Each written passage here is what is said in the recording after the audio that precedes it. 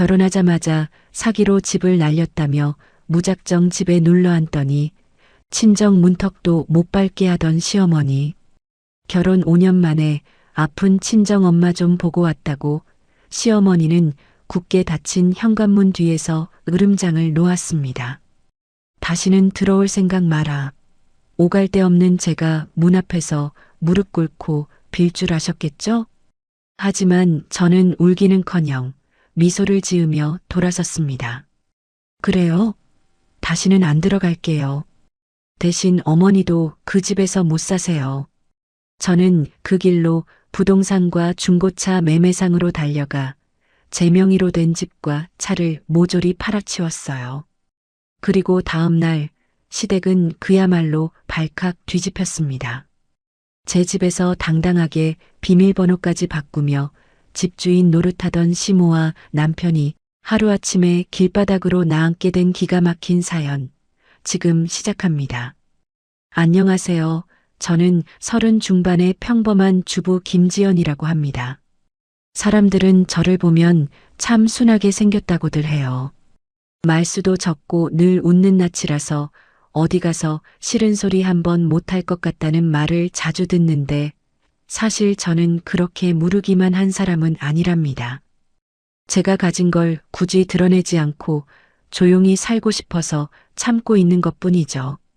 결혼할 때도 남편 기죽이기 싫어서 제 명의로 해온 아파트며 친정에서 주신 넉넉한 혼수자금 같은 건 입 밖에도 안 내고 그저 남편 하나 믿고 온 순진한 며느리인 척 살았거든요. 그런데 그 겸손이 독이 되어 제 발등을 찍을 줄은 정말 꿈에도 몰랐습니다.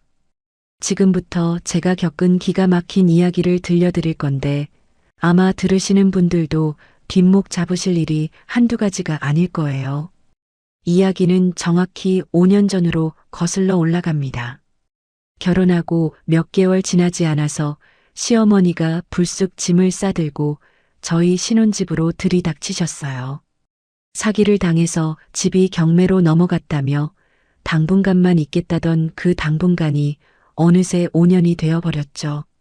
얹혀 사시는 주제의 시어머니는 마치 본인이 집주인이냥 행세하며 저를 하녀 부리듯 하셨고 저는 그저 가정의 평화를 위해 꾹꾹 참으며 살아왔습니다.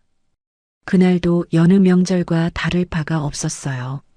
좁은 거실에는 시어머니가 부른 시가 친척들이 가득 들어차 있었고 저는 새벽부터 일어나 기름 냄새에 찌들어가며 전을 부치고 있었죠.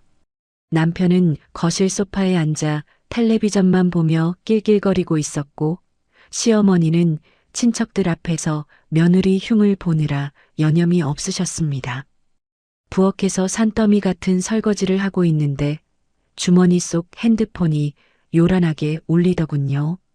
젖은 손을 앞치마에 대충 닦고 전화를 받자 수화기 너머로 다급한 목소리가 들려왔습니다. 친정엄마가 쓰러지셔서 응급실로 실려가셨다는 연락이었는데 순간 눈앞이 하얘지면서 아무 소리도 들리지 않고 오직 엄마 얼굴만 떠올랐어요. 시어머니가 이 집에 들이닥치신 후로 친정에 가보는 건 꿈도 못 꾸는 일이었는데 엄마가 쓰러지셨다니요.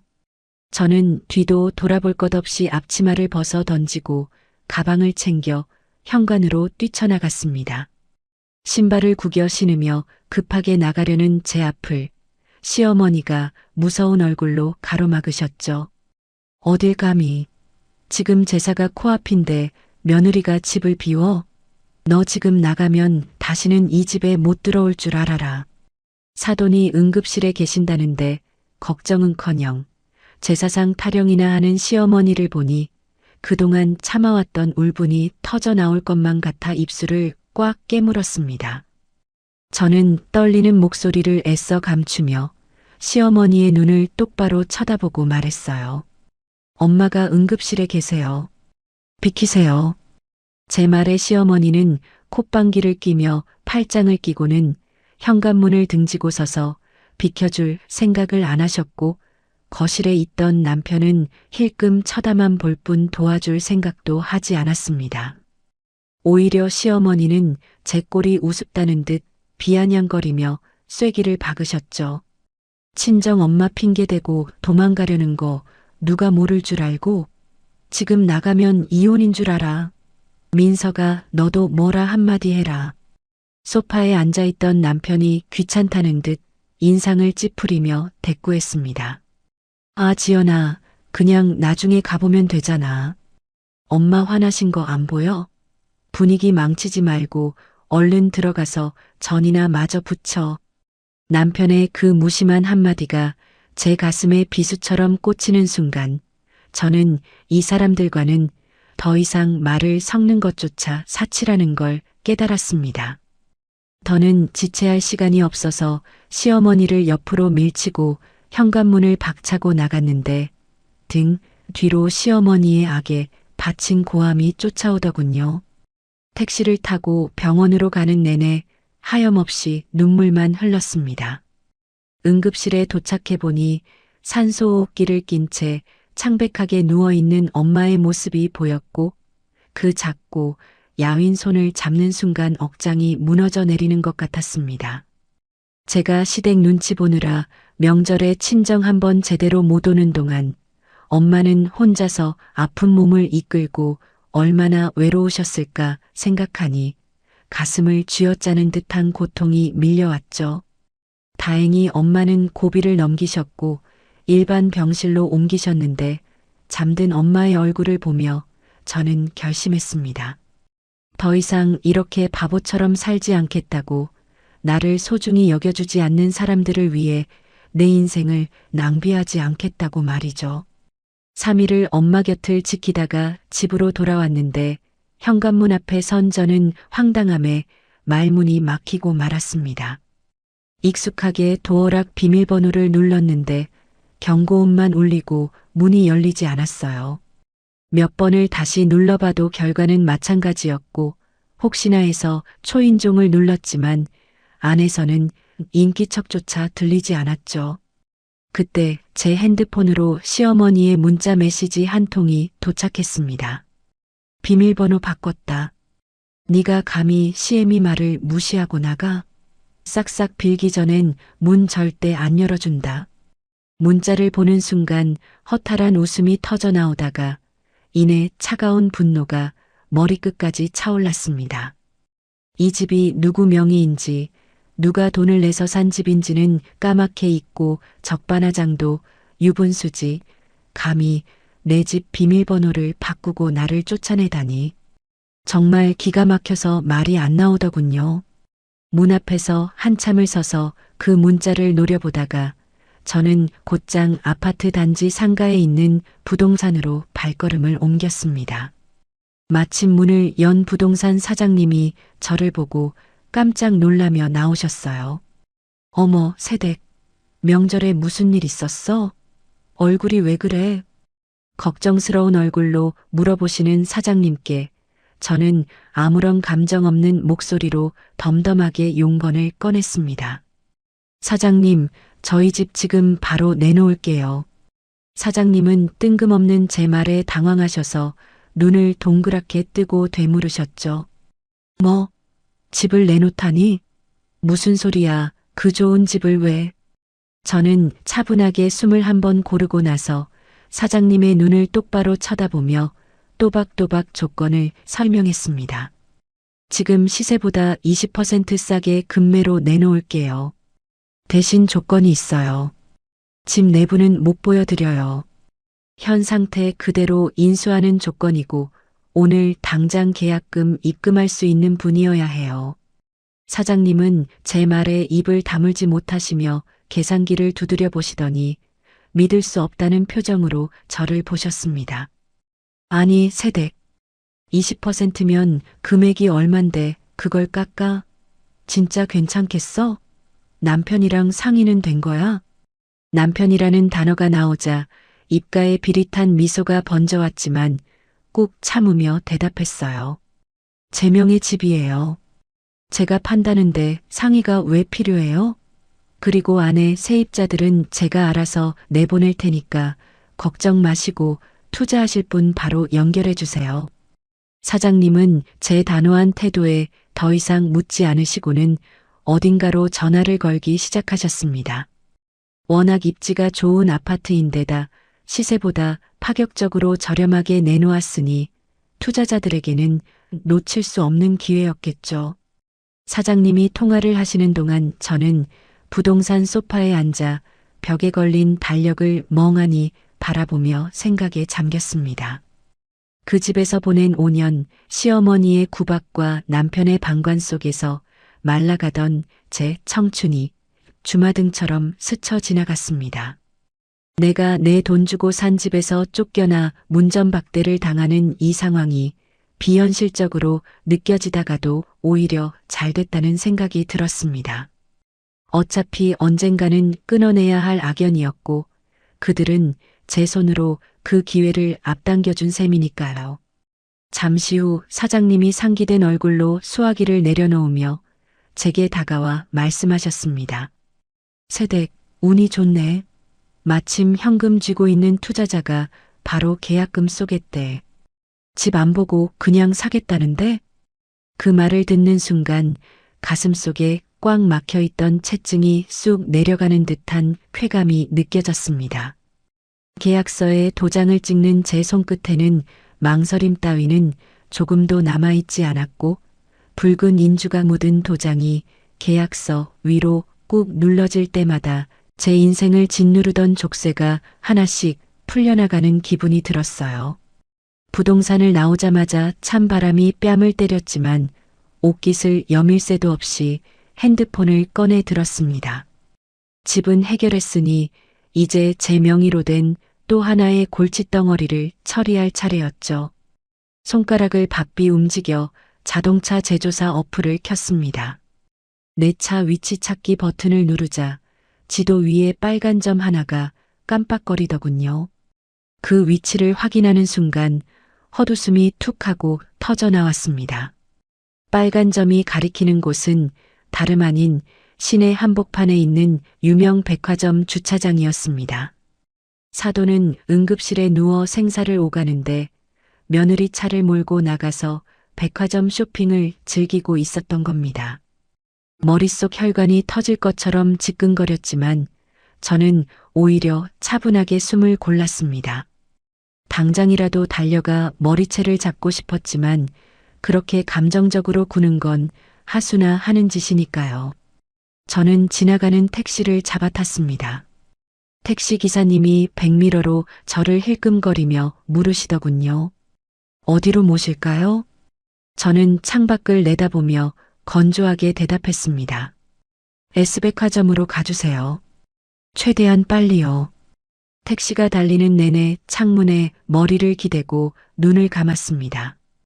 그 차는 제가 결혼 전에 야근과 주말 근무를 밥 먹듯이 하며 모은 돈으로 샀던 제 첫 차였습니다. 시집 오고 나서는 시어머니가 장 보러 갈 때 쓴다며 키를 가져가시더니 어느 순간부터는 아예 본인 자가용처럼 타고 다니셨죠. 물론 기름값 한 번 내주신 적 없고요. 백화점 주차장에 도착하자 저 멀리 기둥 옆에 익숙한 흰색 세단이 보였습니다. 운전석 문을 열자마자 코를 찌르는 쾌쾌한 냄새에 저도 모르게 인상을 찌푸릴 수밖에 없었디그더요. 바닥 매트에는 흙 묻은 신발 자국이 어지럽게 찍혀 있고 조수석에는 먹다 남은 과자 봉지와 커피 컵이 굴러다니고 있더군요. 남의 차를 빌려 타면서 이렇게 함부로 쓰는 사람에게 일말의 예의를 기대한 제가 바보였습니다. 저는 주저하지 않고 운전석에 앉아 시동을 걸었습니다. 엔진이 부드럽게 깨어나는 진동이 엉덩이와 등줄기를 타고 전해지자 묘한 전율이 느껴졌습니다. 바로 출발하려다가 룸미러를 통해 뒤쪽을 확인했죠. 마침 엘리베이터 문이 열리고 양손 가득 쇼핑백을 든 시어머니가 걸어 나오는 게 보였습니다. 시어머니는 콧노래를 흥얼거리며 차 쪽으로 다가오다가 운전석에 앉아 있는 저를 발견하고는 눈이 휘둥그레졌습니다. 그 표정이 얼마나 우스꽝스러운지 하마터면 소리내어 웃을 뻔했죠. 시어머니가 당황해서 쇼핑백을 바닥에 떨어뜨리며 입을 벙긋거리셨어요. 너 거기서 뭐 하는 거냐? 당장 내리지 못해? 창문 너머로 들리는 고함 소리를 배경음악 삼아 엑셀을 밟았습니다. 차가 부드럽게 미끄러져 나가자 시어머니가 차 뒷공무니를 쫓아오며 팔을 허우적거리셨어요. 사이드미러로 보니 씩씩거리며 핸드폰을 꺼내 어디론가 전화를 거는 모습이셨죠. 아마 경찰에 도난 신고라도 하려는 모양인데 해봤자 소용없다는 걸 모르시는 모양입니다. 대한민국 경찰이 명의자 본인이 자기 차를 가져가는 걸 절도라고 잡아갈 리가 없으니까요. 아마 경찰서에 전화해서 며느리가 차를 훔쳐갔다고 고래고래 소리를 지르시겠죠. 그러면 경찰관은 차주가 누구냐고 물을 테고 시어머니는 꿀먹은 벙어리가 되거나 망신만 톡톡히 당하실 게 뻔했습니다. 주차장을 빠져나와 도로 위를 달리는데 속이 뻥 뚫리는 기분이었습니다. 라디오 볼륨을 크게 높이고 창문을 활짝 열었죠. 저는 곧장 내비게이션에 중고차 매매단지를 입력했습니다. 매매단지에 도착하자마자 제일 규모가 커 보이는 상사 앞에 차를 세웠습니다. 딜러 한 분이 나오시더니 차를 한 바퀴 쓱 둘러보시고는 고개를 갸웃거리며 물으시더군요. 차 파시게요? 연식도 얼마 안 됐는데 아깝게 왜 파세요? 저는 차에서 내려 가방을 챙기며 단호하게 말했습니다. 네, 지금 당장 팔고 싶어요. 현금으로 바로 입금해 주시면 시세보다 싸게 드릴게요. 딜러분의 눈이 반짝였습니다. 사고 이력 조회를 해보시고는 차 상태를 꼼꼼히 살피시더니 계산기를 두드려 금액을 제시하셨죠. 제가 생각했던 것보다 조금 낮은 금액이었지만 흥정하고 싶은 마음은 눈곱만큼도 없었습니다. 이 차에 묻은 그 사람들의 흔적을 1초라도 빨리 지워버리고 싶었으니까요. 좋아요. 그렇게 하죠. 서류는 다 가져왔으니까 바로 진행해 주세요. 사무실에 앉아 매도용 인감증명서를 건네고 계약서에 서명을 했습니다. 펜 끝이 종이 위를 달리는 사각거리는 소리가 마치 판사가 내리는 판결 주문처럼 들렸습니다. 잠시 후 제 통장으로 띠링하고 입금 알림 문자가 울렸죠. 차 키를 딜러분에게 건네주며 마지막으로 부탁을 하나 드렸습니다. 안에 있는 짐들은 다 버려주세요. 쓰레기니까요. 딜러분은 의아해하면서도 고개를 끄덕이며 알겠다고 하셨습니다. 상사를 걸어 나오는데 몸이 깃털처럼 가벼워진 것 같았어요. 집도 팔았고 차도 팔았으니 이제 제가 가진 것 중 그들과 엮인 건 아무것도 남지 않았습니다. 근처 카페에 들어가 따뜻한 아메리카노 한 잔을 시켜놓고 핸드폰을 들었죠. 이제 마지막 폭탄을 터뜨릴 시간이었습니다. 시어머니와 남편 두 사람을 수신인으로 지정하고 한 글자 한 글자 정성스럽게 문자를 작성하기 시작했습니다. 손가락이 떨렸지만 이번에는 분노가 아니라 환희 때문이었어요. 어머님 말씀대로 집에 안 들어갑니다. 아파트는 오늘 팔았으니 일주일 안에 비워주세요. 아, 차도 방금 팔았으니 이제 버스 타고 다니시고요. 더 이상 연락하지 마세요. 전송 버튼을 누르고 커피를 한 모금 마시기도 전에 핸드폰이 미친 듯이 진동하기 시작했습니다. 액정에는 어머니, 남편이라는 글자가 번갈아가며 뜨더군요. 저는 그 이름을 보며 싸늘하게 웃었습니다. 그동안 제가 전화를 걸면 바쁘다며 툭툭 끊어대던 사람들이 이제야 제 목소리가 듣고 싶은 모양이었죠. 자리에서 일어나 쟁반을 반납하고 카페 문을 열고 나갔습니다. 어디로 갈지 정해진 곳은 없었지만 어디든 그 집보다는 나을 테니까요. 거리를 걷는데 문득 잊고 있었던 허기가 밀려왔습니다. 5년 동안 가족들 밥 챙기느라 정작 저는 따뜻한 밥 한 끼 제대로 먹어본 적이 없었다는 사실이 떠올랐어요. 눈앞에 보이는 김밥집 간판이 그렇게 반가울 수가 없었어요. 식당 안으로 들어가 평소에 남편이 햄냄새가 싫다며 못 먹게 했던 김밥을 주문했습니다. 음식을 기다리는 동안에도 핸드폰 화면엔 부재중 전화 알림만 쌓여가고 있을 뿐 제가 허락하지 않는 한 그들의 목소리는 저에게 닿을 수 없었죠. 당장 오늘 밤부터 그들은 지옥을 맛보게 될 겁니다. 따뜻한 보금자리가 사라진다는 공포, 편하게 이동할 수 있는 수단이 없어졌다는 불편함, 그리고 무엇보다 자신들을 받들어주던 호구 같은 며느리가 사라졌다는 상실감이 뼈저리게 다가오겠죠. 식사를 마치고 계산을 하려는데 지갑 속에 넣어둔 가족 사진이 눈에 들어왔습니다. 결혼기념일에 억지로 찍었던 사진 속에서 저만 빼고 다들 활짝 웃고 있더군요. 저는 망설임 없이 사진을 꺼내 계산대 옆 쓰레기통에 구겨 넣었습니다. 가게를 나와 택시 승강장으로 향했습니다. 오늘은 일단 찜질방이나 모텔에서 묵어야겠지만 내일부터는 새로운 둥지를 찾아야 했습니다. 하지만 당장 갈 곳이 없다는 막막함보다는 누구의 간섭도 받지 않는 자유가 더 크게 다가왔죠. 택시를 기다리는 동안 엄마가 계신 병원 쪽 하늘을 보며 마음속으로 속삭였습니다. 엄마, 조금만 기다려. 내가 엄마 호강시켜줄게. 그리고 저 사람들, 내가 겪은 고통의 딱 10배, 아니 100배로 갚아줄 거야. 제가 찜질방에서 식혜 한 잔의 여유를 즐기며 쪽잠을 청하고 있을 그 시댁은 그야말로 초상집 분위기였을 겁니다. 아니 정확히 말하면 초상집보다는 전쟁터에 더 가까웠겠죠. 제가 보낸 문자 한 통에 집안이 발칵 뒤집혔을 테니까요. 시댁에서는 정말이지 기가 막힌 한 편의 막장 드라마가 찍히고 있었습니다. 나중에 경찰 조사 과정과 증거 자료들을 통해 그날의 행적을 낱낱이 알게 되었는데 이야기를 듣는 내내 헛웃음이 멈추질 않더군요.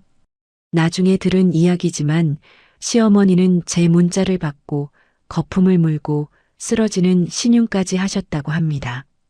하지만 아무도 받아주지 않으니 금방 털고 일어나셨겠죠. 당장 발등에 불이 떨어졌으니까요. 집도 팔리고 차도 팔렸으니 이제 꼼짝없이 길바닥에 나앉게 생긴 상황에서 시어머니의 머릿속을 스친 건 딱 한 사람뿐이었습니다. 바로 최근 문화센터에서 만나 사랑에 빠졌다고 굳게 믿고 있는 남자 최도훈이었습니다. 어머니는 그 남자를 하늘이 내려준 마지막 동아줄이라고 생각하셨죠. 젠틀한 외모에 사업가라는 번듯한 직함, 그리고 무엇보다 어머니의 허영심을 채워주는 달콤한 말솜씨까지 갖췄으니 며느리한테 쫓겨나니 비참한 상황을 구원해줄 백마탄 왕자님으로 보였을 겁니다. 어머니는 부랴부랴 화장을 고치고 옷장 속에서 그나마 제일 비싼 옷을 꺼내 입으셨습니다. 며느리한테 쫓겨나는 신세가 아니라 잠깐 사정이 생겨서 나오는 우아한 사모님처럼 보여야 했으니까요. 약속 장소인 고급 카페. 도훈이 자리에 앉자마자 어머니는 기다렸다는 듯이 눈물 연기를 시작했습니다. 며느리가 얼마나 독한지, 자기가 얼마나 억울한 피해자인지 구구절절 늘어놓기 시작했죠. 최도훈이 따뜻한 눈빛으로 어머니의 손등을 덮으며 부드럽게 말했습니다. 옥자 씨 마음고생이 정말 심했겠어요. 어떻게 며느리라는 사람이 시어머니한테 그럴 수가 있습니까? 정말 천벌 받을 일이네요. 어머니는 자신의 편을 들어주는 도훈의 말에 감동에 눈시울을 붉혔습니다. 남편도 아들도 내 편이 아닌데 이 남자만이 내 아픔을 알아주는구나 싶으셨겠죠. 어머니는 코를 훌쩍이며 억울함을 토로했습니다. 손수건으로 눈가를 꾹꾹 찍어내며 어머니가 대답했습니다. 그러게 말이에요. 내가 오죽하면 집을 나오겠어요? 더러워서 못 살겠어서 내 발로 나온 거예요. 그깟집 며느리 다 가지라고 하고요.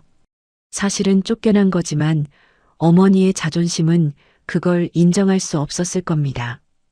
도훈은 고개를 끄덕이며 심각한 표정으로 맞장구를 쳤습니다. 그러면서 은근슬쩍 어머니가 듣고 싶어하는 달콤한 제안을 꺼냈죠. 잘 생각하셨어요. 옥자 씨처럼 품이 있는 분이 그런 대우 받으며 살 이유가 없죠. 차라리 잘 됐습니다. 이참에 저랑 같이 지내시죠. 제가 봐둔 빌라가 있는데 거기로 모시겠습니다. 그 말 한마디에 어머니의 얼굴에 화색이 돌았습니다. 지옥 같던 현실에서 벗어나 꿈꾸던 로맨스가 실현되는 순간이라고 착각하셨을 겁니다. 며느리 그늘에서 벗어나 사랑하는 남자와 떵떵거리며 살 수 있다는 환상에 사로잡힌 어머니는 이미 이성을 잃은 상태였습니다. 며느리 없이도 보란 듯이 잘 살 수 있다는 걸 보여주고 싶어 몸이 달아오르셨죠. 하지만 세상에 공짜는 없는 법입니다. 도훈은 타이밍을 놓치지 않고 미끼를 던졌습니다. 갑자기 표정이 어두워지며 한숨을 푹 내쉬는 도훈의 모습에 어머니가 화들짝 놀라 물었습니다. 걱정스런 눈빛으로 도훈을 바라보며 어머니가 물었습니다. 도훈 씨, 무슨 일 있어요? 얼굴이 왜 갑자기 안 좋아져요? 도훈은 뜸을 들이며 망설이는 척 연기를 했습니다. 마치 자존심 상해서 말하기 힘들다는 듯 고개를 숙이고 마른 세수를 했죠. 그 모습에 어머니는 더 애가 타서 재촉했습니다. 도훈은 그제야 못 이기는 척 입을 열었습니다. 사실은 제가 진행하던 사업 자금이 잠깐 묶였어요. 큰 돈은 아닌데 당장 현금을 융통할 곳이 마땅치 않네요.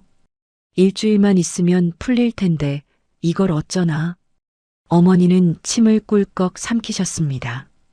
자산가라고 알려진 남자가 돈 때문에 곤란해하다니 의심할 법도 한데 어머니의 눈에는 콩깍지가 단단히 씌어 있었습니다. 오히려 이 남자를 도와주면 확실하게 내 사람으로 만들 수 있겠다는 계산이 먼저였겠죠. 어머니는 조심스럽게 얼마가 필요한지 물었습니다. 얼마나 필요한데요? 급한 거면 내가 어떻게 좀 해볼까요? 도훈은 슬쩍 눈치를 보며 손가락 5개를 펴보였습니다. 5천만 원이에요. 딱 한 달만 쓰면 되는데 지금 당장은 현금이 없어서. 옥자 씨한테 이런 말하는 거 정말 면목 없습니다. 5천만 원. 어머니에게는 결코 적은 돈이 아니었습니다. 가진 돈이라고는 며느리 몰래 숨겨둔 비상금 몇 푼이 전부였으니까요. 하지만 지금 당장 며느리 집에서 쫓겨나 갈 곳이 없는 상황에서 도훈은 유일한 동아줄이었습니다. 이 남자를 놓치면 정말 끝장이라는 공포감이 어머니를 덮쳤습니다. 게다가 자산가인 도훈이 고작 5천만 원을 떼먹을 리 없다는 맹목적인 믿음도 한몫했죠. 어머니는 잠시 머릿속으로 계산기를 두드렸습니다. 당장 현금은 없지만 신용카드가 있고 대출이 있었습니다. 며느리 덕분에 신용 등급은 나쁘지 않았으니 어떻게든 돈을 만들 수는 있을 것 같았습니다. 어머니는 결연한 표정으로 도훈의 손을 꽉 잡았습니다. 비장한 표정으로 어머니가 말했습니다. 걱정 말아요. 내가 해결할게요. 우리 사이에 그 정도도 못 도와주겠어요? 도훈의 얼굴이 순식간에 밝아졌습니다. 그는 어머니의 손등에 키스하며 감격스럽다는 듯이 말했습니다. 정말입니까? 옥자 씨는 정말 제 구세주입니다. 이 은혜 평생 잊지 않고 갚겠습니다. 빌라 명의도 옥자 씨 앞으로 해드릴게요. 빌라 명의라는 말에 어머니의 눈이 번쩍 뜨였습니다. 며느리 눈치 보며 살던 새빵살이 신세에서 내 명의의 고급 빌라를 갖게 된다니 상상만 해도 짜릿했을 겁니다. 어머니는 그 길로 화장실에 간다는 핑계를 대고 자리에서 일어났습니다. 화장실 변기 위에 앉아 어머니는 떨리는 손으로 핸드폰을 켰습니다. 카드사 어플을 열고 카드론 한도를 조회했죠. 이자율이 연 20%에 육박했지만 그런 숫자는 눈에 들어오지 않았습니다. 오직 5천만 원을 만들어야 한다는 생각뿐이었습니다. 여기저기 카드사 어플을 돌려가며 카드론을 받고 그것도 모자라 제2금융권 저축은행 어플까지 깔았습니다. 손가락이 바쁘게 움직일 때마다 수백만 원, 수천만 원의 빚이 어머니 이름으로 쌓여갔지만 어머니는 마치 쇼핑하듯 대출 버튼을 눌렀습니다. 핸드폰 화면에 대출 승인 문구가 뜰 때마다 안도의 한숨을 내쉬었죠. 그렇게 영혼까지 끌어모아 만든 5천만 원이 통장에 꽂히자 어머니는 세상을 다 가진 듯한 기분이 들었습니다. 화장실에서 나온 어머니는 도훈에게 당당하게 핸드폰을 내밀었습니다. 그리고 도훈이 불러주는 계좌번호로 5천만 원을 이체했습니다. 송금 버튼을 누르는 어머니의 손끝에는 망설임이 없었습니다. 그 돈이 자신의 목숨줄을 끊어놓을 칼이 될 줄은 꿈에도 모른 채 말이죠. 송금이 완료되자 도훈은 핸드폰을 확인하고는 환하게 웃었습니다. 그 미소가 악마의 비웃음인 줄도 모르고 어머니는 마주보고 웃으셨죠. 이제 모든 게 해결됐다고 며느리한테 보란 듯이 복수하고 행복하게 살 일만 남았다고 믿었을 겁니다. 고마워요, 옥자씨. 이제 우리 가서 짐 챙깁시다. 당장 그 집에서 나오세요. 도훈의 말에 어머니는 고개를 힘차게 끄덕였습니다. 이제 그 지긋지긋한 며느리 집구석에서 탈출해 사랑하는 남자와 새 인생을 시작한다고 생각하니 발걸음이 구름 위를 걷는 듯 가벼웠겠죠. 어머니는 도훈의 팔짱을 끼고 카페를 나섰습니다. 백화점 쇼윈도에 비친 두 사람의 모습이 꽤나 다정한 중년 부부처럼 보였을지도 모릅니다. 하지만 그건 신기루에 불과했죠. 집으로 돌아온 어머니는 남편 민석 씨에게 큰 소리를 쳤습니다. 민석아, 짐 싸라. 엄마가 살 집 구해놨다. 그깟 며느리 도움 없이도 엄마 능력으로 다 해결했으니까 잔말 말고 따라 나서. 두 모자가 신나서 짐을 싸는 모습을 상상하니 헛웃음이 나오네요. 그들이 싸고 있는 짐이 희망이 아니라 절망의 보따리라는 걸 알았더라면 그렇게 신나지는 않았을 텐데 말이죠. 어머니는 콧노래까지 흥얼거리며 오시며 화장품을 가방에 쓸어 담았습니다. 네가 우릴 쫓아내. 두고 봐라. 내가 너보다 훨씬 더 잘 살 테니까.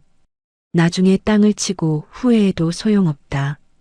어머니는 그렇게 스스로 파멸의 구렁텅이로 걸어 들어가셨습니다. 그것도 아주 당당하고 기세등등하게 말이죠. 5천만 원이라는 거액의 빚을 떠안은 채 사기꾼의 손을 잡고 행복한 미래를 꿈꾸는 꼴이라니. 정말이지 눈물 없이는 볼 수 없는 한편의 코미디가 따로 없었습니다. 한편 저는 찜질방 불가마 앞에서 식혜를 마시며 앞으로의 계획을 세우고 있었습니다. 땀을 빼고 나니 머릿속이 맑아지더군요. 시어머니가 제 발로 나가주신다면야 저로서는 더할 나위 없이 고마운 일이죠. 이사 비용도 굳고 골치 아픈 명도 소송도 필요 없으니까요. 하지만 저는 알고 있었습니다. 어머니의 그 당당함이 얼마나 갈지, 그 행복이 얼마나 얄팍한지 말이죠. 사상 누각 위에 지은 집은 바람 한 번만 불어도 무너지는 법입니다. 그리고 그 바람은 생각보다 훨씬 빨리 아주 거세게 불어닥칠 예정이었습니다. 어머니가 빚까지 내가며 잡은 그 동아줄이 썩은 동아줄이라는 사실이 밝혀지는 건 시간 문제였습니다. 밤이 깊어가고 찜질방의 열기는 식을 줄 몰랐습니다. 저는 따뜻한 바닥에 등을 대고 누워 천장을 바라보았습니다. 어쩌면 오늘 밤이 제가 편하게 발 뻗고 잘 수 있는 첫날이자 어머니가 다리 뻗고 잘 수 있는 마지막 밤이 될지도 모르겠다는 생각이 들었습니다. 폭풍전야의 고요함처럼 이 평화로운 밤이 지나면 진짜 태풍이 몰아칠 테니까요.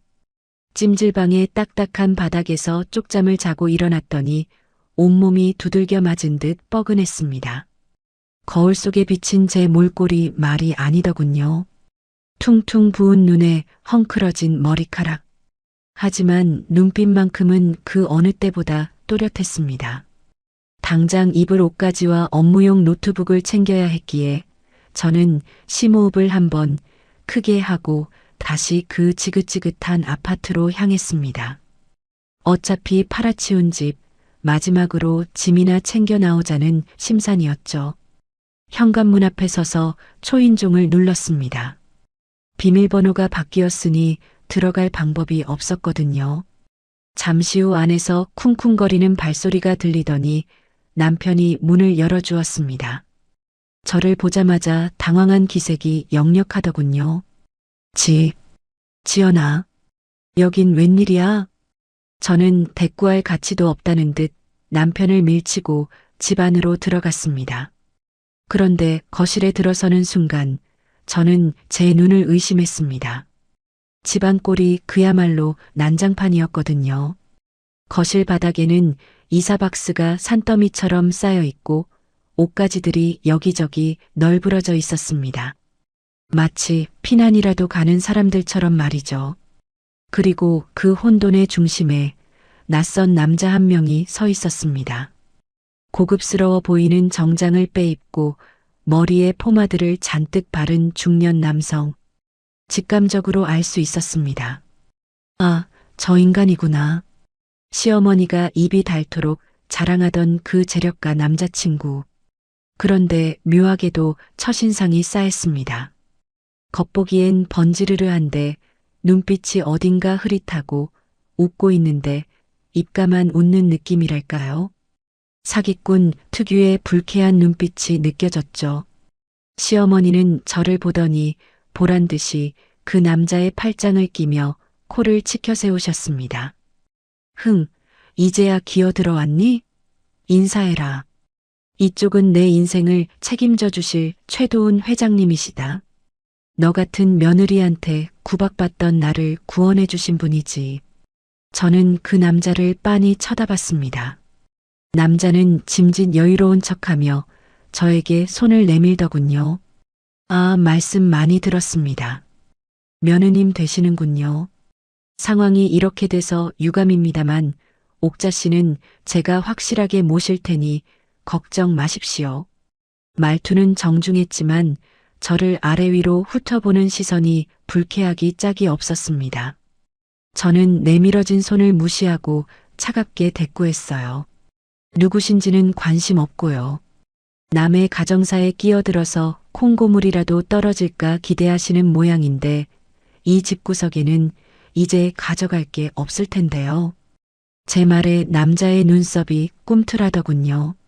시어머니는 펄펄 뛰며 소리를 지르셨습니다. 이게 어디서 말버릇이야. 회장님 신경 쓰지 마세요.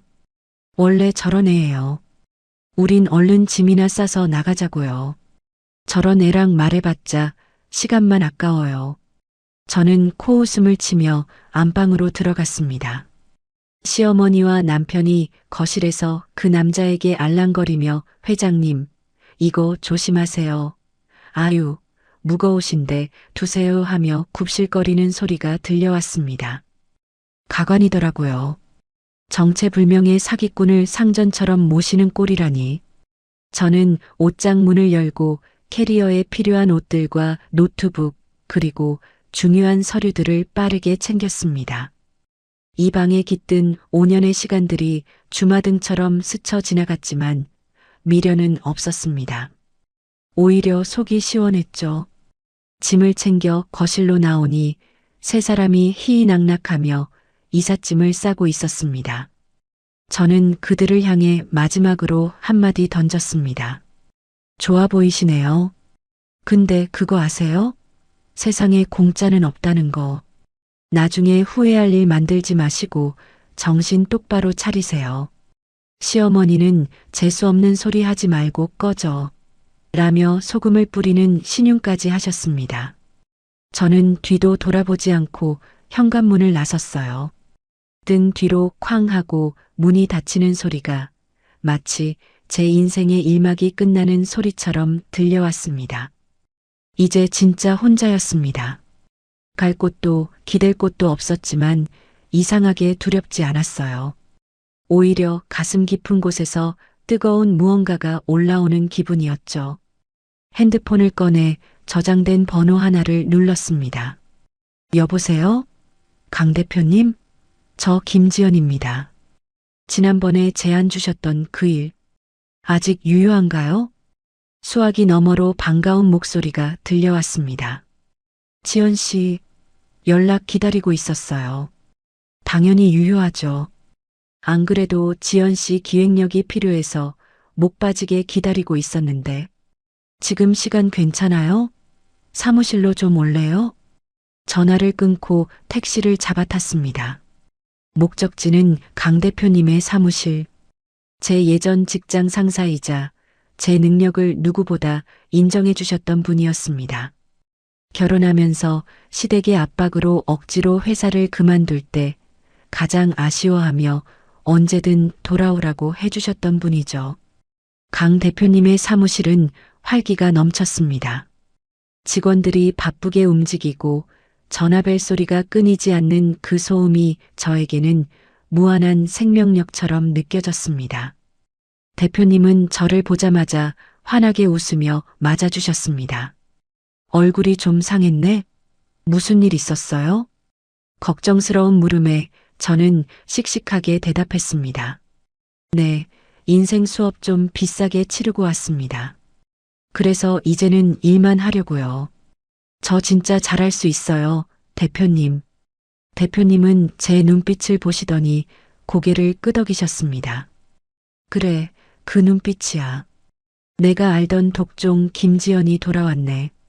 이번에 우리가 런칭할 브랜드, 내 감각이 절대적으로 필요해. 지연 씨가 맡아주면 성공 확률 200%야. 그날부터 저는 미친 듯이 일에 매달렸습니다. 낮에는 시장 조사를 하러 뛰어다니고 밤에는 기획서를 쓰느라 사무실에서 쪽잠을 자기 일쑤였죠. 고시원 생활은 불편했지만 마음만은 호텔 스위트룸보다 편했습니다.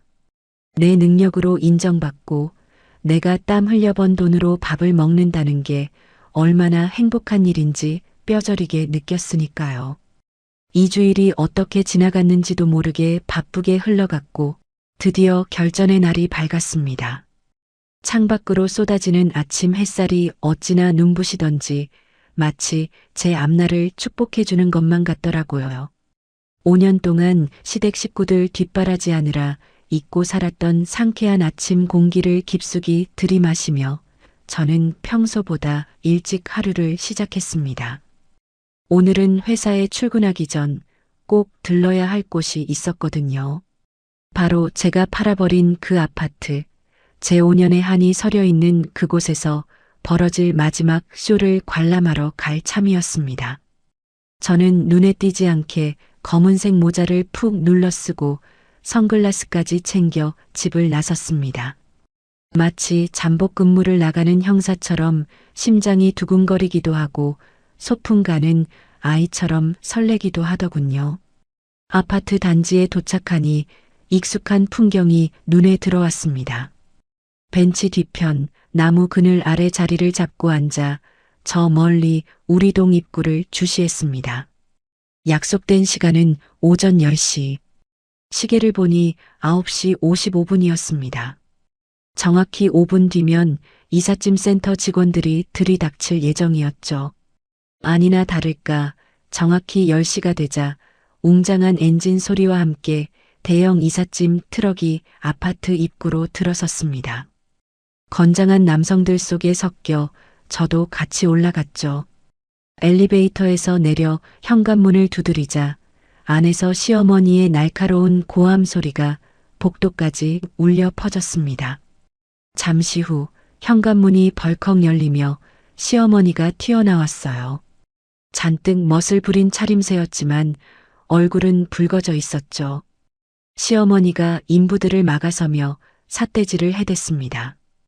당신들 뭐야? 누가 오라고 했어? 우리 회장님이 보내준 트럭은 아직 오지도 않았는데. 인부 중 한 명이 귀찮다는 듯 작업 지시서를 흔들어 보이며 대꾸했습니다. 아줌마, 시간 됐잖아요.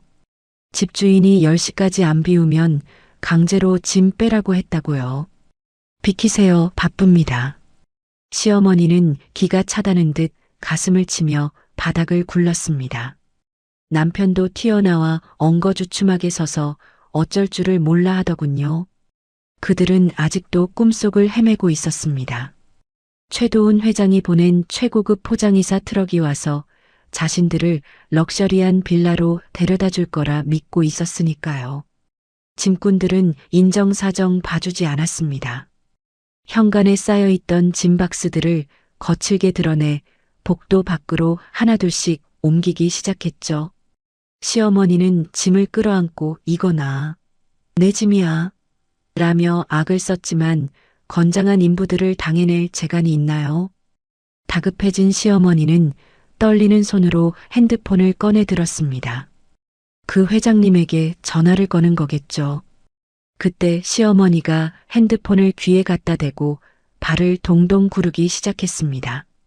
수화기 너머에서는 차갑고 기계적인 안내 음성만이 반복되고 있었어요. 지금 거신 번호는 없는 번호이오니. 시어머니의 표정이 순식간에 일그러졌습니다. 믿을 수 없다는 듯 핸드폰 화면을 확인하고 다시 통화 버튼을 누르더군요. 한 번, 두 번, 세 번. 횟수가 거듭될수록 시어머니의 얼굴에서 핏기가 싹 빠져나가는 게 보였습니다. 다리에 힘이 풀렸는지 비틀거리던 시어머니가 결국 주저앉았습니다. 옆에서 지켜보던 남편이 이상한 낌새를 눈치채고 다급하게 물었어요. 엄마, 왜 그래? 회장님 안 받으셔? 무슨 일이야? 시어머니는 넋이 나간 사람처럼 허공을 응시하다가 갑자기 짐승처럼 울부짖으며 핸드폰을 바닥에 내동댕이 쳤습니다. 안 받아. 없는 번호래. 도훈 씨 번호가 없대. 이게 무슨 일이야? 그 소리를 듣는 순간 10년 묵은 채증이 내려가는 듯 했습니다. 5년 동안 저를 하녀 취급하며 뼈골을 빼먹던 시어머니가 자신의 탐욕에 눈이 멀어 스스로 파놓은 함정에 빠져 허우적대고 있었죠.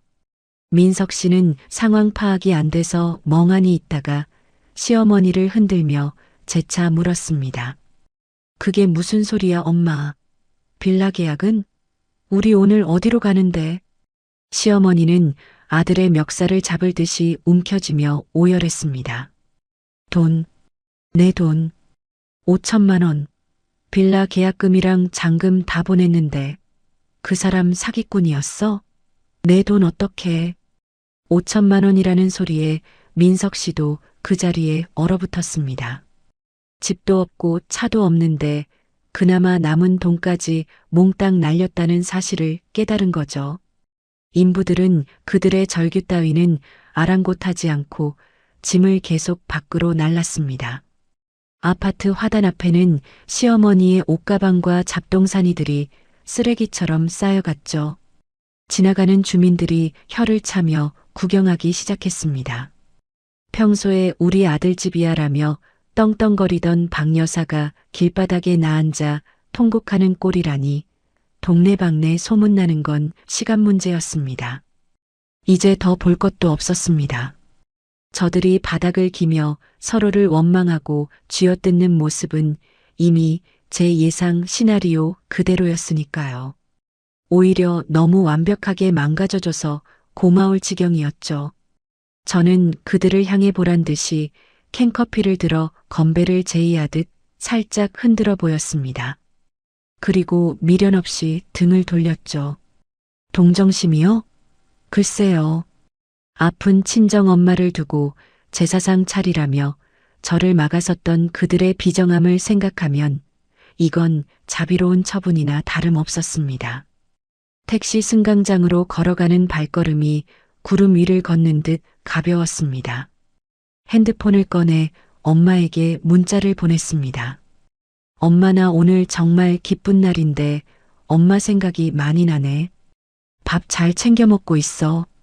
사랑해. 이제 저는 제 인생을 찾으러 갑니다.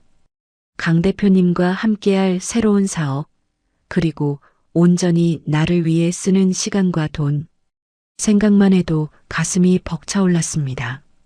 시댁 식구들이 길바닥에서 밤을 지새우든 빚쟁이한테 쫓기든 그건 이제 제 알바가 아니었죠. 그들은 그들이 뿌린 씨앗을 거두는 것뿐이니까요. 사무실에 도착하니 강 대표님이 밝은 얼굴로 맞아주셨습니다. 책상 위에는 우리가 런칭할 브랜드의 로고 시안이 놓여 있었죠. 지연 씨 왔어? 이거 봐봐. 지연 씨 아이디어대로 수정해 봤는데 훨씬 좋은 것 같아.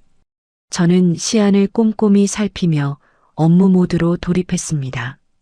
일에 집중하는 동안 시댁에 대한 생각은 머릿속에서 완전히 지워졌습니다.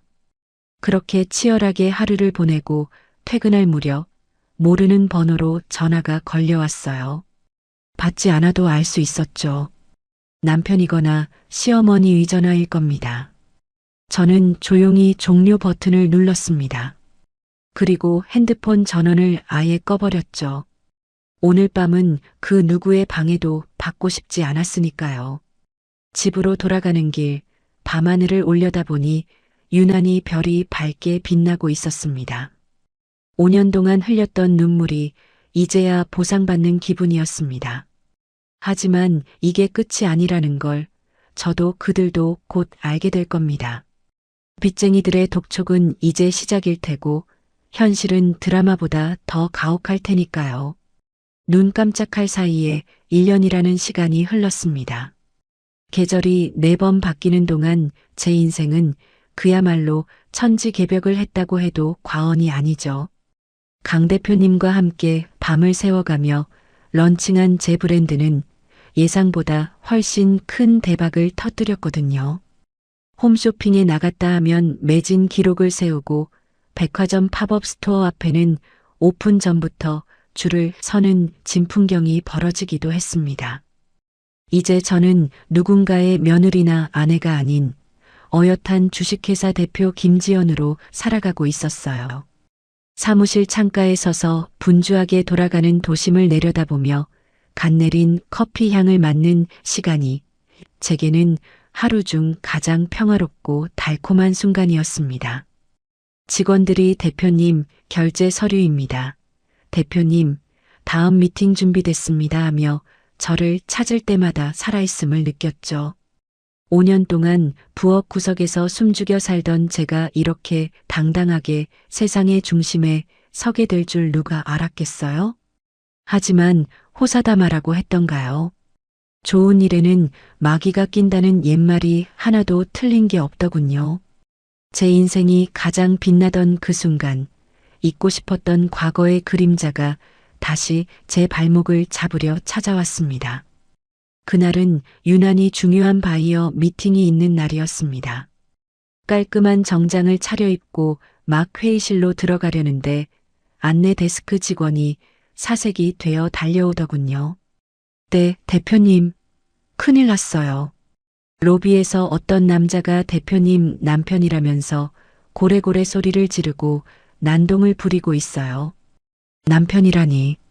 심장이 쿵 하고 내려앉는 것 같았습니다. 이혼 서류에 도장 찍은 지가 언젠데 아직도 남편 행세를 하고 다니다니 기가 막혔죠. 저는 직원을 안심시키고 직접 로비로 내려갔습니다. 엘리베이터 문이 열리자마자 익숙하면서도 낯선 아주 불쾌한 목소리가 귀를 찔러왔습니다. 김지연 나오라고 해. 내가 남편인데 왜 못 들어가게 해. 보안 요원들에게 제지당해 씩씩거리고 있는 남자. 정말 이민석이었습니다. 그런데 그 몰골이 정말 가관이더군요.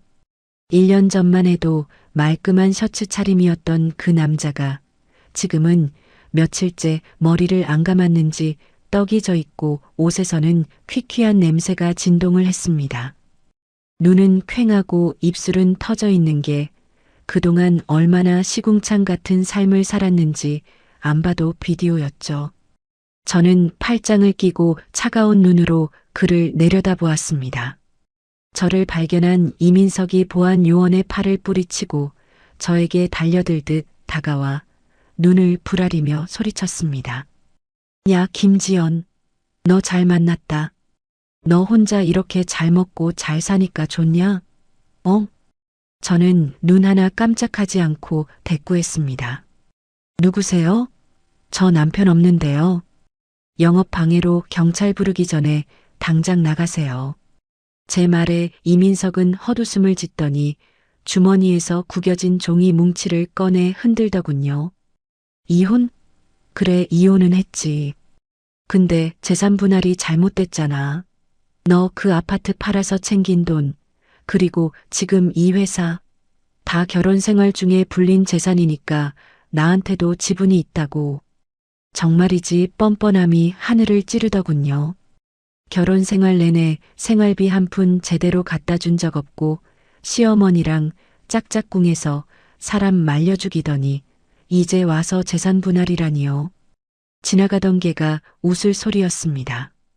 법적으로 다 끝난 일이에요. 억울하면 변호사 선임해서 소송 거세요. 아, 변호사 살 돈은 있고? 제 비아냥에 이민석의 얼굴이 울그락불그락해지더니 급기야 협박을 시작했습니다. 핸드폰을 꺼내 동영상 촬영 버튼을 누르며 저에게 들이대더군요. 카메라 렌즈를 제 얼굴에 들이밀며 그가 비릿하게 웃었습니다. 좋아, 내가 다른 방법을 찾았지. 너 이거 유튜브에 다 올릴 거야. 잘 나가는 여성 CEO의 실체. 시댁 식구들 길바닥에 나앉게 만들고 혼자 호의호식하는 악질 며느리. 이거 올라가면 네 회사 이미지 어떻게 될 것 같냐? 순간 머릿속이 복잡해졌습니다. 사실 여부를 떠나서 이런 자극적인 영상이 퍼지면 브랜드 이미지에 타격을 입는 건 사실이니까요. 이민석은 제 표정이 굳어지는 걸 보고는 먹혀들었다고 생각했는지 더 기고만장해져서 떠들었어요. 겁나냐? 겁나면 당장 현금으로 5억 가져와. 그럼 내가 조용히 사라져 줄게. 저는 깊은 한숨을 내쉬었습니다. 저런 인간을 남편이라고 믿고 5년을 살았다니 제 자신이 한심해서 견딜 수가 없었습니다. 하지만 저는 예전의 김지연이 아니죠. 저는 보안 팀장님에게 눈짓을 보냈습니다. 팀장님, 이 사람 끌어내세요. 그리고 접근 금지 신청할 거니까 CCTV 화면 캡처해서 증거 남겨두시고요. 뭐? 김지연, 너 후회할 줄 알아. 내가 너 매장시킬 거야. 보안 요원들에게 양팔이 붙들려 질질 끌려나가면서도 이민석은 고래고래 악을 썼습니다. 로비에 있던 사람들이 수군거리는 소리가 들렸지만 저는 애써 태어난 척 등을 돌려 엘리베이터에 올랐죠. 하지만 떨리는 손끝은 감출 수가 없더군요. 분노인지 아니면 혐오감인지 모를 감정이 속에서 울컥 치밀어 올랐습니다. 사무실로 돌아와 의자에 주저앉았습니다. 물을 한 잔 마시며 진정하려고 애썼죠. 그래, 짖는 개는 무시하면 그만이야. 법적으로 대응하면 돼. 스스로를 다독이며 다시 업무에 집중하려는데 책상 위에 둔 핸드폰이 요란하게 울리기 시작했습니다. 발신자를 보니 친정엄마를 돌봐주시는 요양보호사 이모님이셨습니다. 평소 이 시간에 전화하실 분이 아닌데 불길한 예감이 등줄기를 타고 흘렀습니다. 여보세요? 이모님 무슨 일 있으세요? 수화기 너머로 이모님의 다급하고 겁에 질린 울먹임이 들려왔습니다. 아이고 지연씨, 빨리 좀 와봐요. 어떤 미친 할망구가 와서 행패를 부리고 난리가 났어. 어머니 쓰러지시겠어. 네, 할망구라니요? 혹시 자기가 사돈이라면서 문을 쾅쾅 두드리고 안 열어주니까 돌을 던져서 유리창을 깼어요. 지금 거실까지 들어와서 돈 내놓으라고 소리 지르고 나 무서워서 죽겠어.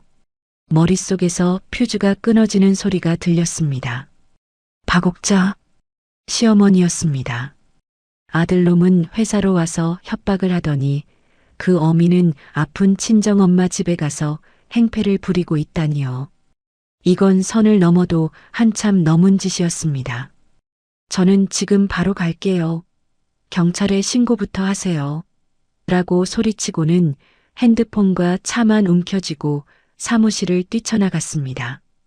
엘리베이터를 기다릴 새도 없이 비상구 계단을 미친 듯이 뛰어내려갔죠. 운전대를 잡은 손이 덜덜 떨렸습니다. 1년 전 엄마가 응급실에 실려갔을 때도 시어머니는 제 앞을 막아섰었죠. 그런데 이번에는 아예 엄마의 목숨을 위협하고 있었습니다. 눈앞이 붉게 물들었습니다. 차가 밀리는 도로 위에서 저는 클락션을 울려대며 앞차들을 추월했습니다. 엄마, 제발, 제발 무사해야 해. 친정집 골목에 들어서자마자 저 멀리서 고함 소리가 들려왔습니다. 대문은 활짝 열려 있었고 마당에는 깨진 화분 조각들이 널브러져 있었습니다. 차를 아무렇게나 세우고 집 안으로 뛰어들어갔습니다. 현관에 들어서자마자 보인 광경은 지옥 그 자체였습니다. 거실 바닥에는 엄마가 드시던 약봉지와 죽그릇이 엎어져 엉망이었고 시어머니가 휠체어에 앉아있는 엄마의 멱살을 쥔 채 악에 받쳐 소리 지르고 있었죠. 내 돈 내놔. 네 딸년이 내 돈 다 훔쳐가서 내가 이 꼴이 됐어. 돈 내놓으라고. 친정엄마는 공포에 질려 파랗게 질린 얼굴로 숨도 제대로 못 쉬고 계셨고 요양보호사 이모님은 구석에서 벌벌 떨며 울고 계셨습니다. 이성을 잃은 시어머니는 1년 전보다 더 늙고 추레해진 모습이었지만 그 도끼만큼은 더 지독해져 있었습니다. 순간 제 안에 무언가가 와장창 깨져버렸습니다. 저는 가방을 집어 던지고 시어머니에게 달려들었습니다. 이 미친 여편네야. 당장 그 손 못 놔. 제가 달려들자 시어머니는 깜짝 놀라 엄마를 놓아주었습니다. 저는 엄마 앞을 막아서며 시어머니를 거칠게 밀쳤습니다. 힘없이 뒤로 나동그라진 시어머니가 바닥을 치며 통곡을 시작하더군요. 아이고, 며느리가 시어미를 치네. 동네 사람들, 천하의 불효녀가 여기 있어요. 내 돈 다 뺏어가고 나를 길바닥에 내쫓은 년이 여기 있다고요. 저는 헐떡이는 숨을 고르며 엄마 상태부터 살폈습니다. 다행히 외상은 없어 보였지만 충격 때문인지 손을 심하게 떨고 계셨습니다. 엄마를 안심시키고 뒤를 돌아 시어머니를 노려보았습니다. 이제 더 이상 참을 이유도 봐줄 이유도 없었어요. 저는 낮고 싸늘한 목소리로 말했습니다. 당신 오늘 제삿날인 줄 알아. 내 발로 찾아와서 죽여달라고 애원하는 꼴이니 소원대로 해줄게. 시어머니는 제 살기 어린 눈빛에 기가 눌렸는지 움찔하면서도 여전히 상황 파악을 못하고 뻔뻔하게 주둥이를 놀렸습니다. 죽이긴 누굴 죽여? 돈이나 내놔. 네가 꼽을 친 내 아파트 판돈, 그거 다 내 거야. 그거 주면 내가 조용히 물러가 주마. 안 그러면 내가 여기서 한 발자국도 안 나갈 줄 알아. 정말 구제불능이었습니다. 1년 동안 겪은 고생이 사람을 반성하게 만들기는커녕 괴물로 만들어버린 것 같았습니다. 내 연남한테 사기당하고 빚쟁이한테 쫓기면서 남 탓만 하다가 결국 여기까지 온 거겠죠. 그때 밖에서 요란한 사이렌 소리가 들려왔습니다. 요양보호사 이모님이 신고한 경찰차가 도착한 겁니다. 경찰관 2명이 열린 현관문으로 들어오며 상황을 살폈습니다. 무슨 일입니까? 신고받고 왔습니다. 제복 입은 경찰을 보자마자 시어머니의 표정이 순식간에 바뀌었습니다. 방금 전까지 악을 쓰던 모습은 온데간데없고 갑자기 바닥에 드러누워 아픈 척 연기를 시작하더군요. 가슴을 부여잡고 헐리우드 액션을 하며 시어머니가 앓는 소리를 냈습니다. 아이고, 경찰 양반. 나 좀 살려줘요. 며느리란 년이 시어머니를 때려서 뼈가 부러진 것 같아요. 아이고, 나 죽네. 경찰관들이 난감한 표정으로 저를 쳐다보았습니다. 저는 어이가 없어서 헛웃음이 툭 터져 나왔습니다. 아직도 저런 쇼가 통할 거라고 생각하는 저 멍청함이 애처로울 지경이었죠. 저는 경찰관님에게 다가가 차분하게 말했습니다. 경찰관님, 이 집 거실에 CCTV 있는 거 아시죠? 저 여자가 무단 침입해서 김을 파손하고 환자인 저희 어머니 폭행하고 협박한 거 다 찍혔을 겁니다. 현행범으로 체포해 주세요. CCTV라는 말에 바닥에 누워있던 시어머니가 벌떡 일어났습니다. CCTV? 저는 거실 천장 구석에 달려있는 카메라를 손가락으로 가리켰습니다. 엄마가 편찮으셔서 혹시나 하는 마음에 설치해둔 홈카메라가 이렇게 결정적인 증거가 될 줄은 몰랐죠. 시어머니의 얼굴이 사색이 되어 파르르 떨렸습니다. 저는 한 걸음 더 다가가 시어머니의 귀에 대고 속삭였습니다. 어머니, 콩밥은 좀 입에 맞으실지 모르겠네요. 거기는 남자도 못 사귀실 테고 외로워서 어쩌나. 제 말에 시어머니가 비명을 지르며 저에게 달려들려고 했지만 이미 경찰관들이 시어머니의 양팔을 제압한 뒤였습니다. 발버둥 치는 시어머니를 보며 저는 핸드폰을 꺼내 변호사님에게 전화를 걸었어요. 네, 변호사님, 지금 바로 진행하세요. 접근 금지 가처분은 기본이고 주거 침입, 폭행, 협박, 명예훼손까지 걸 수 있는 건 싹 다 걸어주세요. 합의요? 절대 없죠. 콩밥 먹을 때까지 갈 겁니다. 끌려나가는 시어머니의 고함 소리가 멀어질 때쯤 밖에서 또 다른 소란이 일어났습니다. 창밖을 보니 회사에서 쫓겨났던 이민석이 택시를 타고 헐레벌떡 도착했더군요. 경찰차에 태워지는 제 엄마를 보고 놀라서 뛰어가는데 그 꼴이 아주 볼만했습니다. 저는 엄마의 손을 꼭 잡았습니다. 엄마가 떨리는 목소리로 말씀하시더군요. 지연아, 무서웠어. 정말 무서웠어. 엄마를 품에 안으며 저는 다짐했습니다. 이것들이 감히 내 가족을 건드리다니요. 이제 자비란 없습니다. 제 인생에서 가장 소중한 사람을 지키기 위해서라도 저 악기 같은 모자를 사회에서 영원히 격리시켜버릴 겁니다. 경찰서로 가기 위해 옷을 챙겨 입는데 거울 속 제 눈빛이 1년 전 그날보다 더 매섭게 빛나고 있었습니다. 전쟁은 아직 끝나지 않았습니다. 아니, 이제부터가 진짜 전면전입니다. 제가 가진 모든 돈과 힘을 동원해서 그들이 다시는 세상 밖으로 기어나오지 못하게 밟아줄 생각이니까요. 현관을 나서며 저는 뒤따라오는 요양보호사님께 부탁드렸습니다. 이모님, 문 단속 철저히 해주시고 제가 금방 해결하고 올게요. 경찰서로 향하는 차 안, 룸미러로 보이는 제 입가에 서늘한 미소가 번졌습니다. 유치장 차가운 바닥에서 모자가 나란히 누워 무슨 대화를 나눌지 정말 궁금해졌어요.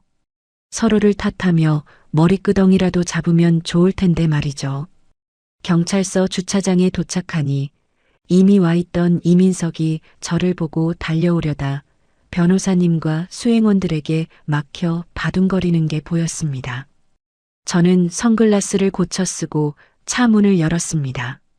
또각또각 구두 굽소리가 아스팔트 바닥을 울리며 그들을 향해 다가갔습니다. 이제 완벽한 피날레를 장식할 시간입니다. 경찰서 조사실의 공기는 유난히 차갑고 건조했습니다. 형광등 불빛이 창백하게 내려앉은 그곳에는 제 인생에서 가장 지우고 싶은 두 사람, 박옥자와 이민석이 나란히 앉아 고개를 숙이고 있었죠. 조금 전까지 기세등등하게 행패를 부리던 시어머니는 경찰서라는 공간이 주는 위압감 때문인지 잔뜩 움츠러든 채 곁눈질만 하고 계셨습니다. 저는 그 맞은편에 변호사님과 함께 당당하게 자리를 잡고 앉았습니다. 형사님이 안경을 고쳤으며 저희를 번갈아 보며 물으셨습니다. 자, 양측 다 오셨으니까 정리 좀 합시다.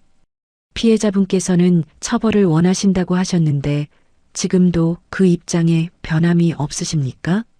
보통 가족 간의 일은 합의로 끝내는 경우가 많아서요. 형사님의 말이 끝나기가 무섭게 시어머니가 고개를 번쩍 들었습니다. 마치 물에 빠진 사람이 지푸라기라도 잡는 심정으로 다급하게 입을 여시더군요. 그럼요. 가족끼리 무슨 처벌입니까? 내가 며느리 교육 좀 시키려다 홧김에 그런 거지. 진짜 해코지 하려던 건 아니었어요. 형사님, 이거 다 오해입니다. 옆에 있던 이민석도 거들었습니다. 떡진 머리를 쓸어넘기며 비굴한 웃음을 지어 보이는 그 꼴이 정말 가관이었죠. 이민석은 저를 향해 애원하듯 손을 비비며 말했습니다. 그래, 지연아, 엄마가 좀 흥분하셔서 실수하신 거야. 우리가 남도 아니고 부부였는데 이렇게까지 해야겠어? 그냥 좋게 좋게 끝내자. 응?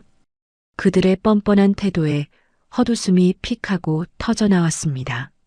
남의 친정엄마 목숨을 위협해 놓고 실수라니, 그리고 이제 와서 부부 타령이라니요. 정말이지 인간이기를 포기한 사람들 같았습니다. 저는 팔짱을 낀 채 그들을 싸늘하게 내려다보며 아무 대꾸도 하지 않았어요. 대신 변호사님이 냉철한 목소리로 서류를 한 장씩 펼치며 말씀하셨습니다. 두 분은 상황 파악이 아직 안 되시는 것 같네요.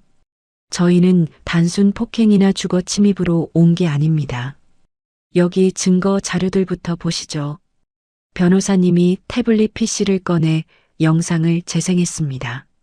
화면 속에는 조금 전 친정집 거실에서 시어머니가 엄마의 멱살을 잡고 흔들며 돈 내놓으라고 악을 쓰는 장면이 고화질로 선명하게 나오고 있었죠. 소리까지 생생하게 재생되자 시어머니의 얼굴이 흑빛으로 변해갔습니다. 하지만 이게 끝이 아니었습니다. 변호사님은 또 다른 영상을 재생했습니다. 바로 1년 전 제가 이혼을 결심하게 만들었던 결정적인 증거였죠. 남편이 유흥업소에서 여성들과 어울리며 우리 마누라, 걔는 그냥 밥 해주는 식모야. 사랑은 개뿔. 나는 너네를 더 사랑해라고 떠벌리는 녹취록과 영상이었습니다. 그리고 오늘 낮 제 회사 로비에서 5억 안 내놓으면 매장시키겠다고 협박하던 CCTV 영상까지 연달아 재생되었어요. 영상을 보는 내내 이민석의 눈동자가 지진이라도 난 듯 흔들렸습니다. 자신의 치부가 형사님과 변호사님 앞에서 낱낱이 까발려지자 쥐구멍이라도 찾고 싶은 표정이더군요. 변호사님이 안경 너머로 매섭게 그들을 쏘아보며 쐐기를 박으셨습니다. 특수폭행, 주거침입, 협박, 공갈미수, 여기에 명예훼손까지. 죄목이 화려하시네요. 이 정도면 실형 피하기 어려우신 거 아시죠? 실형이라는 단어가 나오자 시어머니가 비명을 지르며 바닥으로 주저앉아 제 바짓가랑이를 붙잡고 울부짖었습니다.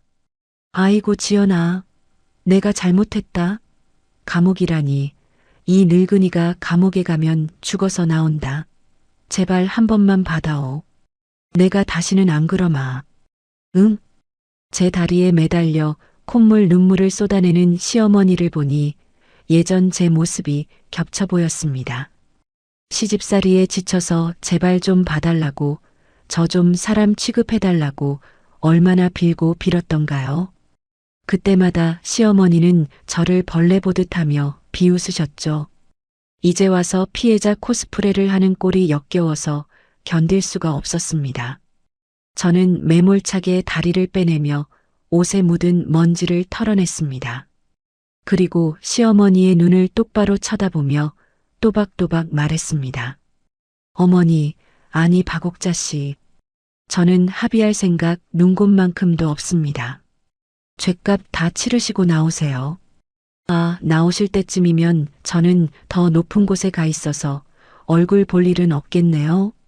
제 단호한 태도에 시어머니는 얼어붙은 듯 입을 다물지 못했습니다. 분위기가 심상치 않게 돌아가자 옆에서 눈치만 보던 이민석이 갑자기 태도를 돌변했습니다. 살 길을 찾아야겠다고 생각했는지 화살을 자기 엄마에게 돌리기 시작한 겁니다. 이민석은 시어머니를 손가락질하며 고래고래 소리를 질렀습니다. 이게 다 엄마 때문이잖아. 엄마가 그 사기꾼한테 돈만 안 갖다 바쳤어도 우리가 이렇게는 안 됐어. 그리고 엄마가 지연이네 가서 행패 부리자고 꼬셨잖아. 아들의 배신에 시어머니는 충격으로 말을 잇지 못하다가 이내 도끼를 품고 아들의 머리카락을 쥐어뜯으며 악을 썼습니다. 뭐라고? 이 못난 놈아. 내가 누구 때문에 그 고생을 했는데 네가 며느리 단속만 잘했어도 내 집이 팔릴 일은 없었어. 어디서 애미 탓을 해? 경찰서 조사실은 순식간에 난장판이 되었습니다. 서로 잘했다고 싸우는 꼴을 보니 정말 피는 못 속인다 싶더군요. 어쩜 저렇게 바닥까지 추할 수 있는지 저런 사람들과 가족이었다는 사실이 소름 끼치도록 싫었습니다. 변호사님에게 뒷마무리를 부탁드리고 조사실을 나오는데 등 뒤에서 시어머니와 이민석의 절규가 들려왔습니다. 지연아, 지연아 가지 마. 우리 좀 살려줘. 밖으로 나와 하늘을 올려다보니 달이 참 밝았습니다. 1년 전 빈손으로 쫓겨나 찜질방을 전전하던 그날 밤과는 비교도 안 될 만큼 홀가분한 밤이었습니다. 핸드폰을 꺼내 요양보호사 이모님께 전화를 걸었습니다. 엄마가 걱정하고 계실 테니까요. 이모님, 저예요. 네, 다 해결됐어요. 이제 그 사람들 다시는 우리 앞에 못 나타날 거예요. 엄마 안심하시라고 전해주세요. 네, 금방 갈게요. 전화를 끊고 차에 올라타 백미러로 멀어지는 경찰서 건물을 보며 저는 마지막 작별 인사를 건넸습니다. 안녕, 내 지옥 같았던 5년. 그리고 영원히 안녕. 옥자야, 민서가 잘 살아.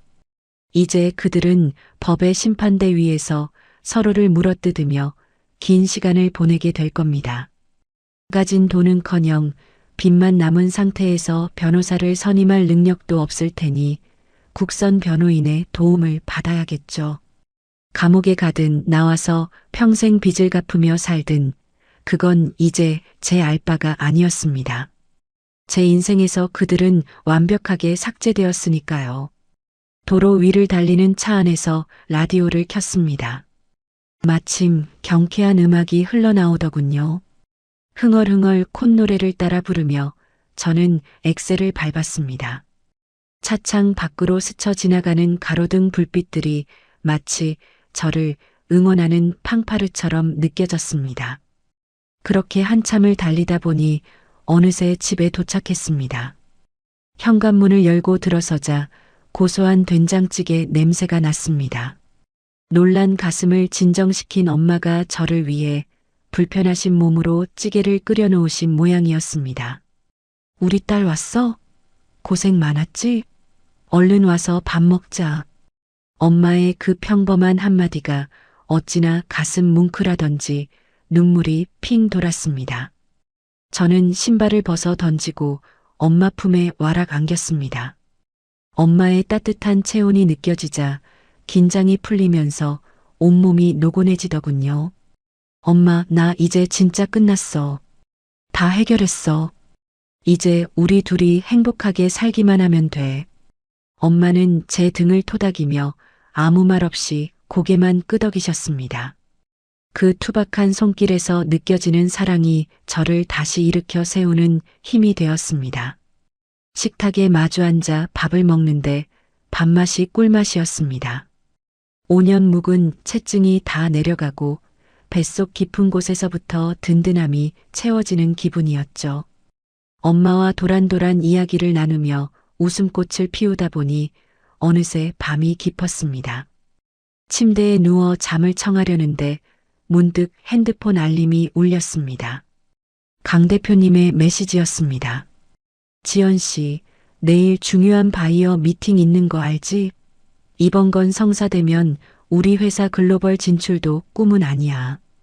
푹 쉬고 내일 최상의 컨디션으로 보자고. 메시지를 보는 순간 가슴이 벅차올랐습니다. 과거의 족쇄를 끊어내자마자 미래의 문이 활짝 열린 것 같았습니다. 글로벌 진출이라니 상상만 해도 짜릿했어요.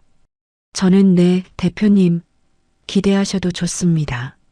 라고 답장을 보내고 핸드폰을 덮었습니다.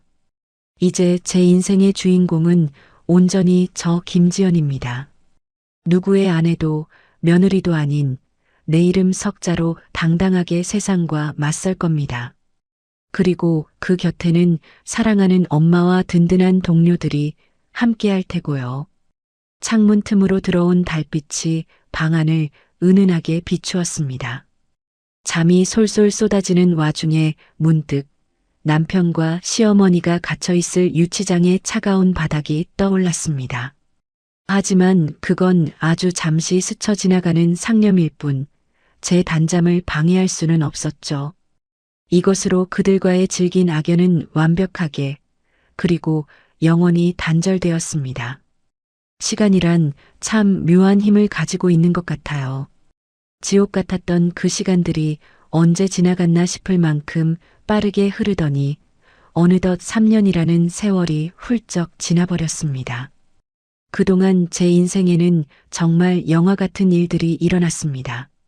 강 대표님과 함께 시작했던 브랜드가 대박을 터뜨린 것도 모자라 얼마 전 대기업에 거액을 받고 매각되는 잭팟을 터뜨렸으니까요. 들리는 소문에 의하면 시어머니는 감옥에서 나온 뒤에도 그 허영심을 버리지 못했다고 합니다. 아니, 오히려 현실을 도피하고 싶어서 더 깊은 망상 속에 빠져버렸다죠. 5천만 원을 사기당해 놓고도 또다시 핸드폰을 붙잡고 누군가에게 메시지를 보내고 있을 게 뻔합니다. 이번에는 미국의 석유 재벌이라나요? 뭐라나요? 가난과 불행, 그리고 서로에 대한 증오라는 굴레에 갇혀 영원히 빠져나오지 못할 개미지옥 같은 살. 그것이 그들이 자초한 결말이었습니다.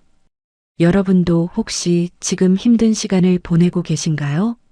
억울하고 분해서 잠 못 이루는 밤을 보내고 계신가요? 하지만 기억하세요. 5년 동안 부엌대기로 살던 저도 이렇게 제 인생의 주인공이 되었습니다.